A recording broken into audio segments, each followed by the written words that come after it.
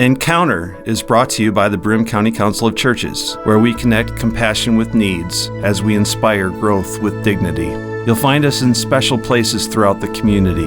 For those who remain hungry, we provide meals. For those who are challenged, we build wheelchair ramps. We comfort those who are ill, minister to those who are confined, and we remain an advocate for change and understanding on behalf of every element of our community.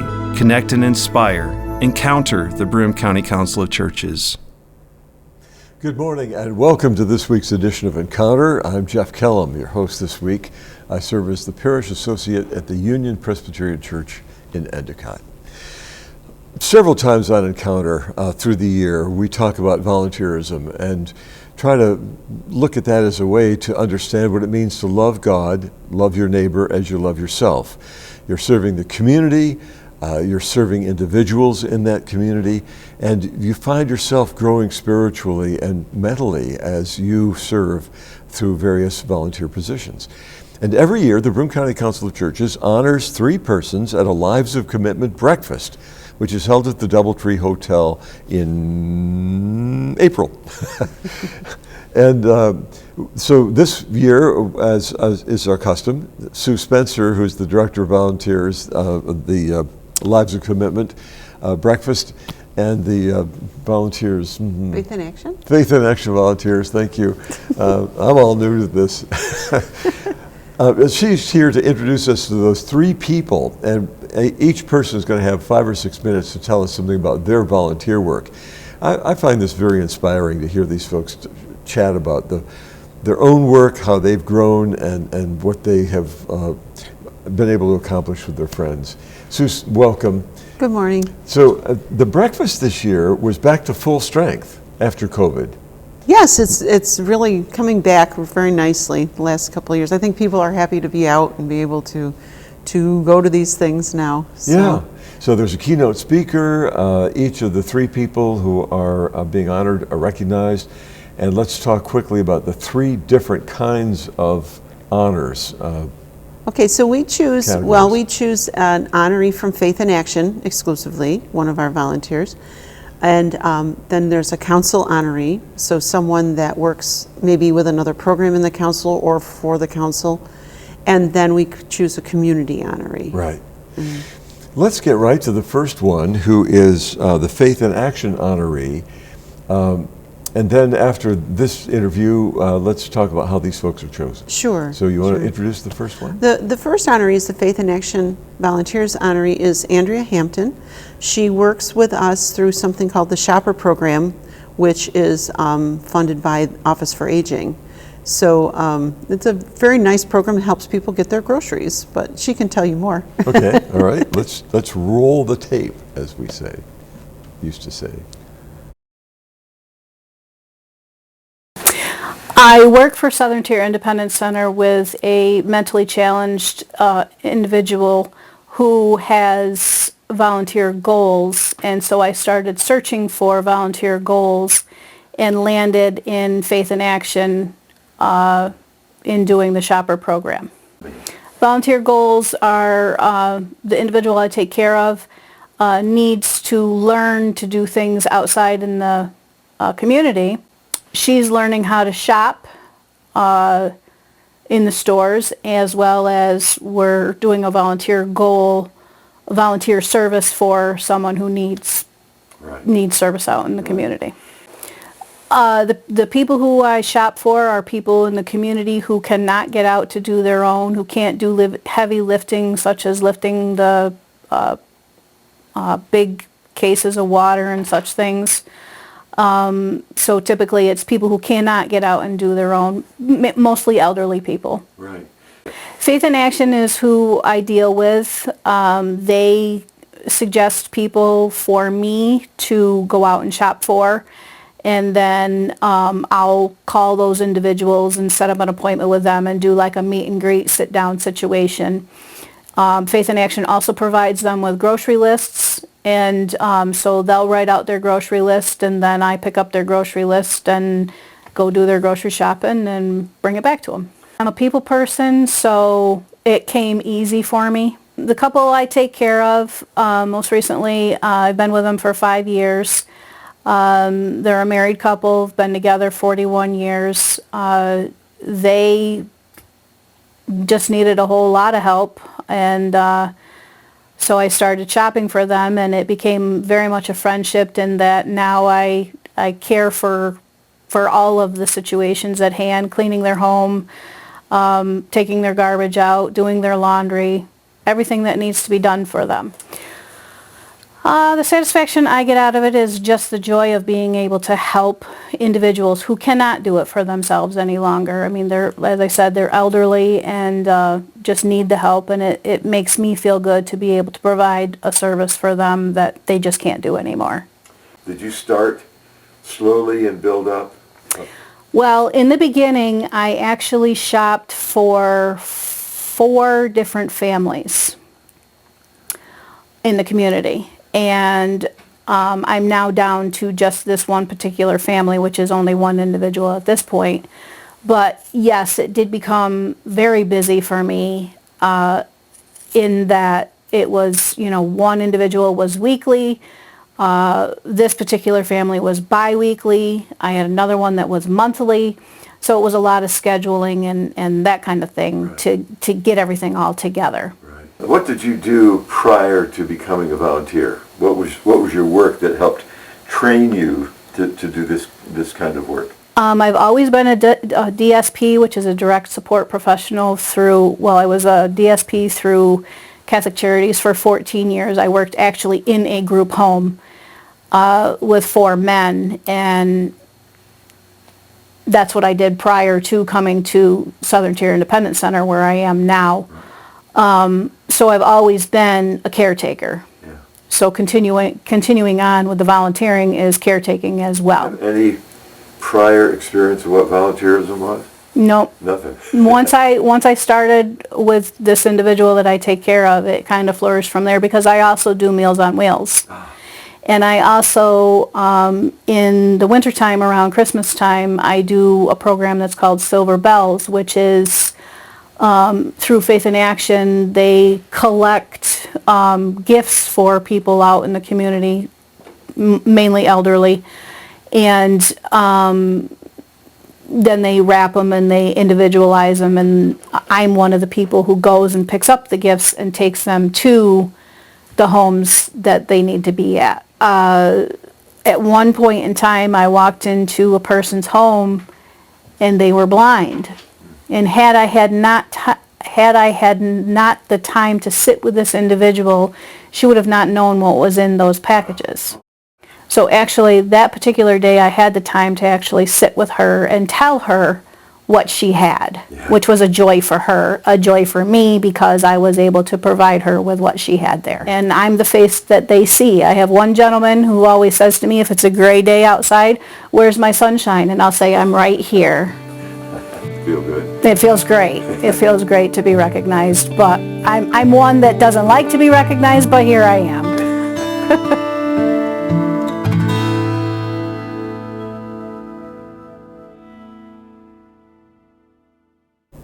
So that's Andrea Hampton, who is the Faith in Action volunteer. I love that.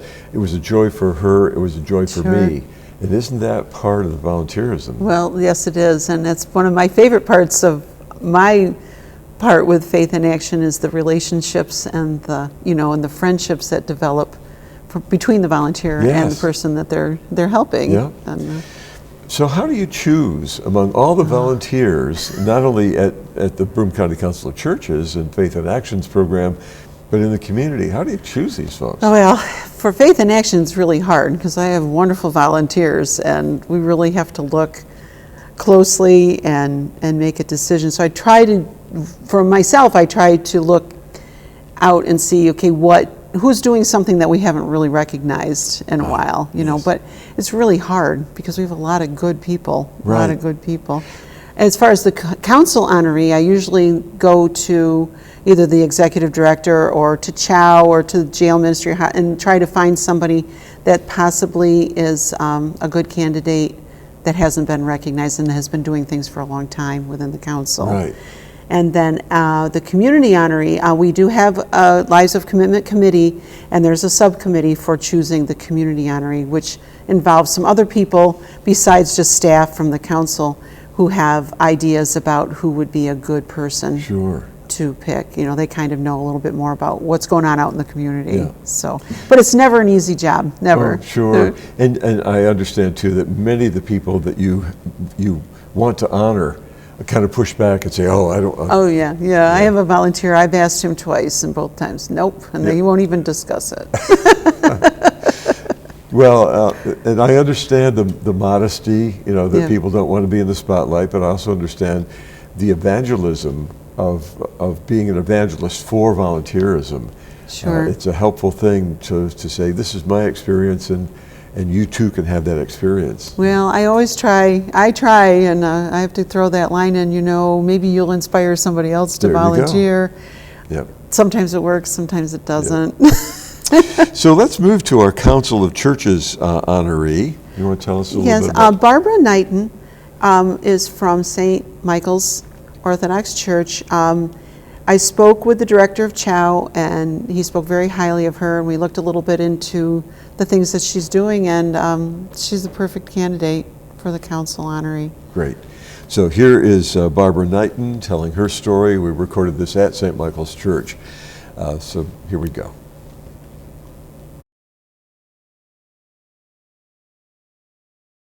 I started my adult life as a young mother, a single mother actually, and there were some pretty dark, patchy spots along the way where I actually had to rely myself on food pantries and the generosity of others.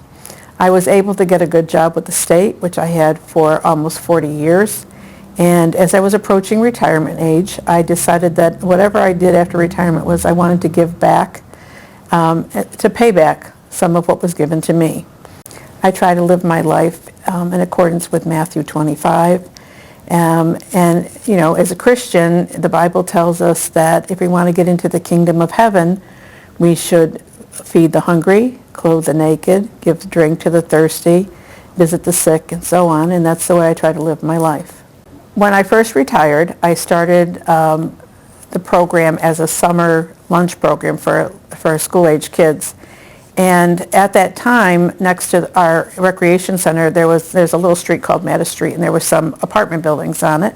And there were a lot of young mothers with little kids who would come over every day, and we would feed their kids lunch. And by the end of the day, if they saw my car here, they were ringing the doorbell at the back door asking me if I was going to feed them dinner. And I realized that here in the First Ward, you know, it's a kind of a hurting community, and I realized that we needed to do more. So that's how the community meal program came about, and from that we expanded to a food pantry. I always say that my own children had the luxury of being able to say, oh, I don't like that kind of cereal, or I don't eat this, or I don't eat that. But these little kids, you know, we have a big gymnasium, so when they come, you know, they're in here playing, and when I would come out with the food cart, we have 3- and 4-year-olds that would climb up in their seats ready to eat, and they would eat whatever you put in front of them. So we knew they were hungry. They didn't complain, they didn't ask what it was, they just ate it. I often am here every day, just about, and I'm preparing for the next day, and my car would be parked out back. And so the kids would come and they would ring the doorbell and they would say to me, you know, are you going to feed us dinner? And I would say, well, you know, I packed sandwiches to go home with you, and some of them would say, well, my mom's boyfriend ate the food. So, you know, for me it was heartbreaking to see little kids hungry, so we just fed them. We started with doing it the plan was we were going to do it once a month, and then that turned into twice a month, and then the following month it was every week, and it's been every week since. And even during the pandemic, we kind of shifted gears and became a grab-and-go meal and a knock and drop. So we still do that. We deliver to elderly and handicapped people who can't otherwise get to us. And how many? Well, we're putting this past week we did about 650 meals. It was close to 200 people through the door, and we have, I think, 70-some houses that we deliver to, and some of those have more than one person living in the house. So When I first started the community meal program, I was pretty sure that I didn't have any preconceived notions about what hunger looked like, what poverty looked like. And in the very beginning, when I didn't have a lot to give out to people coming to the meal, we prepared these little bags of meals that included a macaroni and cheese box, a can of creamed soup, a can of milk, and either a can of chicken or a can of tuna fish. And we put it in a bag with little instructions on how to make tuna noodle casserole. And we handed those out to everybody who came. And we had a woman that used to come to the community meal every week, and she was always dressed so very nicely. She'd have on, a scarf that matched her outfit, and she just dressed very nicely. And at the end of the meal, she came up to me and she said, I want to give this back to you because I don't need it. And I thought, well, in my mind, I'm thinking, well, she's gluten-free. So I said, is there something I can give you in exchange? And she said, no, I just can't use it because I live in my car. And I realized then that I did have a lot of preconceived ideas about what poverty looked like and what homelessness looked like. And it was just a really eye-opening experience for me. What's it like to have been recognized in this way by the Council of Churches? I am truly humbled, and I am honored that I was chosen for this recognition. However, it truly is not a recognition for me alone. There's that saying, it takes a village, and it truly does take a village. And I have at St. Michael's a wonderful group of volunteers who come every Monday for the meal, every Thursday for the pantry. I'm going to tear up. Every Thursday and Friday when I have truck deliveries, I have guys that come in the morning to unload the trucks for me. And I couldn't do any of this without them. So this recognition is also for them.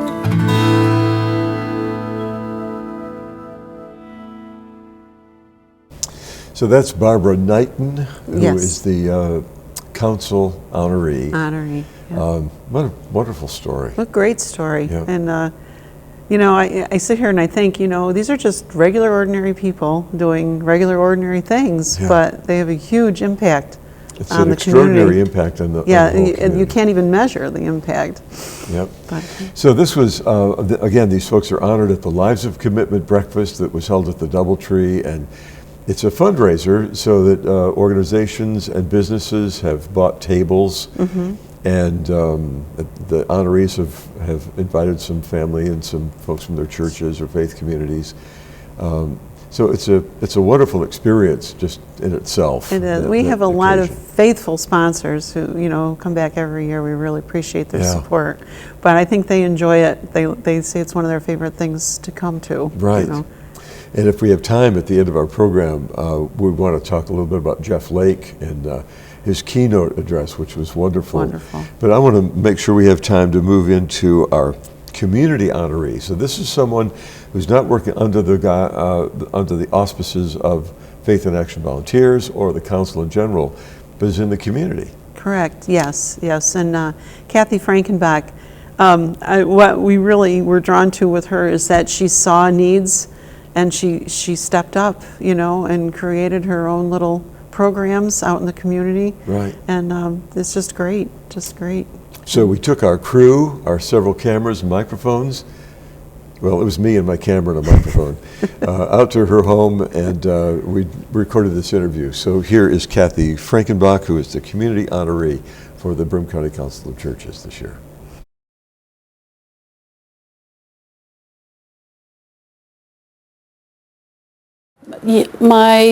Both my father and mother spent time, being involved in our community. My father actually grew up in the town where I was raised, and he was a businessman in our town. So I think he felt that it was important for him to be involved in things like the school board or other organizations. And my mother did the same thing. She was a Girl Scout leader, not for my troop, but this was for young women who were mentally disabled. So I just always got a sense that was an important thing to do. In my adult life, as my husband and I have moved a few times, it was a way for me to get to know the community and to maybe meet people who had similar interests that I had. And so I remember the first time as a young person volunteering in Buffalo at Children's Hospital, and I spent some time working in an after-school program, being a tutor because I was a teacher. So it was almost, as we moved in between my teaching jobs, it was sort of the thing that I did as I found places where I could volunteer. Right. Including here in Binghamton when we moved here. So we were moving from Buffalo to Binghamton, and I had gotten involved in urban farming in Buffalo. So the first thing I did when I knew we were going to be moving here was to see if there were those kinds of opportunities here in Binghamton, and found Vines and started volunteering there. And then I also found Theodore Roosevelt Elementary School and spent time volunteering there in the classroom for a good full 2 years. And Vines is awesome. I think actually it's led me and both my husband and me to what we do currently, and that is farming here where we are right now and growing vegetables on about 3/4 of an acre, and we give that produce away. This past growing season we gave away about 2,000 pounds of vegetables to Chow and other pantries in the Binghamton area. Right. So that's been very satisfying.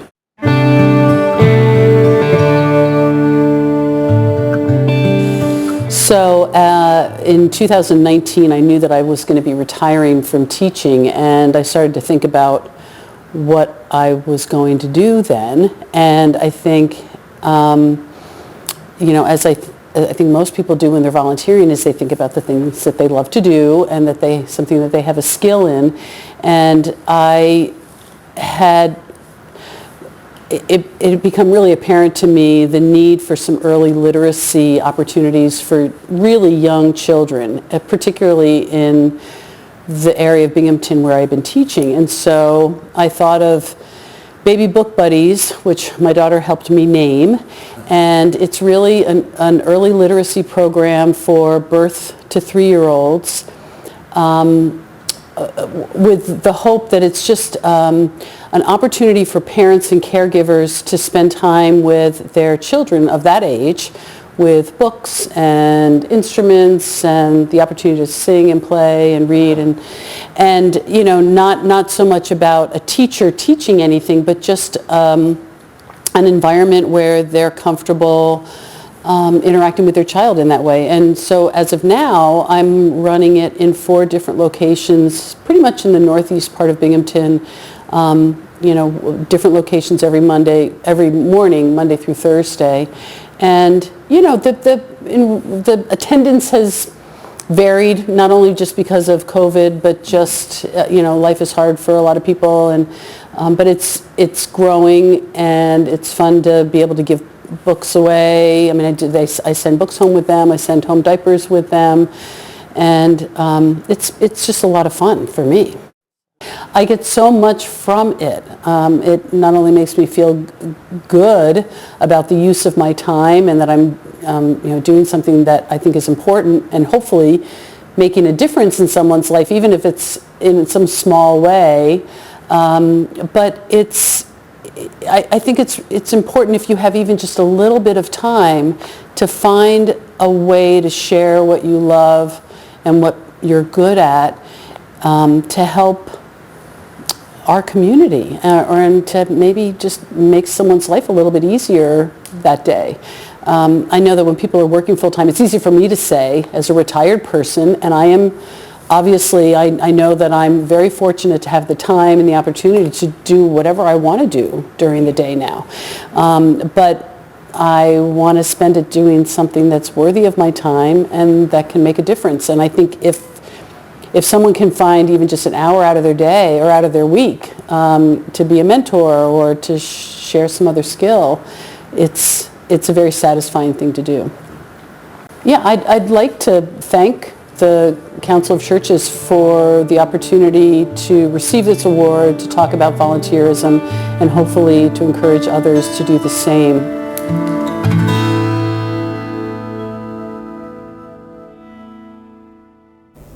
So that's Kathy Frankenbach, who is the community honoree for the Lives of Commitment breakfast sponsored by the Broome County Council of Churches. You know, she made an important point that sometimes people have a special interest or an ability that now they can share with others in a volunteer way. It occurred to me as I was watching this, I was a volunteer because photography and video were my background. Sure. And I thought, oh, well, I found a way now to volunteer to create those pieces. Sure. And so people who look at photography or art, doing art therapy or music, we know a friend who has taken her harp or her flute into a care facility to play for people. Mm-hmm. I think the opportunities are limitless, you know, and we're very fortunate to live in a community that has a lot of organizations that offer those opportunities. I think everybody could find something, you know, whether it's working with animals or, you know, or children or older people or just doing things to brighten the day of the community. You bet. You know. So one way for folks to volunteer for the Broome County Council of Churches and to get more involved is to go to the Broome County Council of Churches website. If you simply Google Broome County Council of Churches, that website will come up and you'll find lots of opportunities. Next year is the silver anniversary. Yes, 25 years. 25 years of this breakfast, and it's the recognition of volunteers. Of volunteers. What are you planning? Well, I have lots of ideas. I don't know. I have to run them by the boss. But I think we'll probably try to do a few special things since it's the 25th year and recognize some people that really deserve to be recognized that have been maybe behind the scenes for the last 25 years. You know. So this breakfast took place in April, and already you're planning for next year's breakfast. And next year we'll be back in May. We kind of had to move up to April because we didn't get our date, but it'll be the first Thursday in May on the 9th. Great. And our keynote is Karen Jones, who is, I have to read this because it's a big long title. That's She's the Vice President of Diversity, Equity, and Inclusion at Binghamton University. So, and Jeff Lake is the regional president of M&T Bank, and he was the keynote this year, and just did a wonderful job. He did.